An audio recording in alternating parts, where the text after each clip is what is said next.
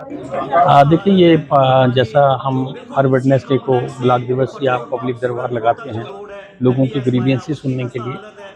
कुछ ग्रीवियंसेस जो हैं वो इस नेचर के होते हैं कि वो उनको टाइम जिसमें फंडिंग चाहिए होती है उसका एक डिफरेंट प्रोसीजर है, बट कुछ इमीडिएट रिड्रेसल के ग्रीवियंसेस होते हैं जिनको मौके पे हल किया जाता है। और इससे सबसे बड़ा फ़ायदा ये है कि एरिया को पूरी तरह से जानने का और उस एरिया की मुश्किलात जो हैं उसको जानने का मौका मिलता है, तो अकॉर्डिंगली उसमें प्लानिंग भी की जाती है और किस तरह से लोगों को सहूलियत दी जाए उसमें फ़ायदा होता है। तो ये ब्लॉक दिवस जो है ये कंटिन्यू रहेंगे आगे भी। पहले भी हर वेडनेसडे को जाते हैं, तो अब आने वाले डेज़ में भी कोशिश करेंगे कि दूर दराज के इलाकों में भी पहुंचा जाए ताकि वहाँ भी लोगों के ग्रीवियंसेस सुने जाएं। सर, सोनी का नशा मुक्त अभियान जो चलाया जा रहा है, सरपंच के अंदर कितनी कामयाबी है? देखिए, मैं सबसे बड़ी कामयाबी इसको समझता हूँ कि लोगों ने खुद आके बताना शुरू किया है। जब लोग ही हमारी आँखें और कान बन जाएँगे, तो हमें इस नशा मुक्त बनाने में पुलिस को ज़्यादा टाइम नहीं लगेगा। क्योंकि अगर लोग हमें प्रॉपर इन्फॉर्म करना शुरू करें, ठीक है, फिर हम उस पे सर्विलेंस पे डालते हैं। क्योंकि आप जानते हैं कि किसी को अगर पकड़ना है तो ड्रग्स कोई व्यापार करता हुआ पकड़ा जाएगा, जिसके पास ड्रग्स मिलेंगी तो हम उसको उठाएँगे। बट अदरवाइज़ भी हमने नज़र रखी हुई है, और भी तरीके हैं सँभालने के।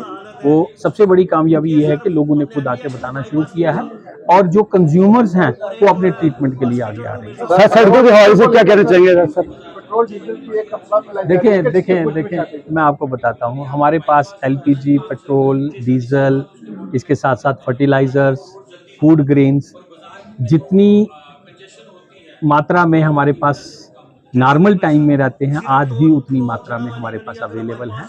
मैं अगर बात करूँगा, पेट्रोल का स्टॉक हमारा 7 दिन का अवेलेबल है डेली कंजम्पशन के हिसाब से।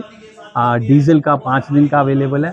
एलपीजी का जो है 2 दिन का स्टॉक हमारे पास रोटेशन में अवेलेबल रहता है।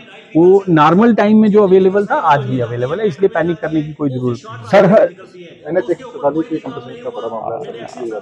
देखिए, एनएच 144A का इशू था, मैं मानता हूँ। दोनों का अब वो पैसा आ चुका है और डिस्ट्रीब्यूशन शुरू हो चुकी है। जैसे मैं कलेक्टर हूँ काला में, उसमें मैंने अभी पिछले 4 दिनों में 8.5 करोड़ के करीब पेमेंट की है, तो वो कंटिन्यूसली पेमेंट कर रहे हैं। हाँ, हमारे कलेक्टर लैंड एक्विजिशन जो डिफेंस रजौरी में बैठते हैं, उनको भी कहा गया है कि पेमेंट को एक्सपेडाइट किया जाए, जो एक्विजिशन उन्होंने की है, और आने वाले चंद दिनों में ही पेमेंट होना चाहिए। सर, एक सवाल मेरा, 18% जो किराया लागू किया है, जो सांगरा की रोड पे 10 किलोमीटर पे 35 पे ले रहे हैं, सर क्या कहना चाहेंगे? मैंने एसडीएम साहब को कहा है इसको एक बार खुद मॉनिटर करके पहला किराया जो है उसकी 18% ही बढ़ना चाहिए, और वो कर लिया जाएगा। शुक्रिया, थैंक यू।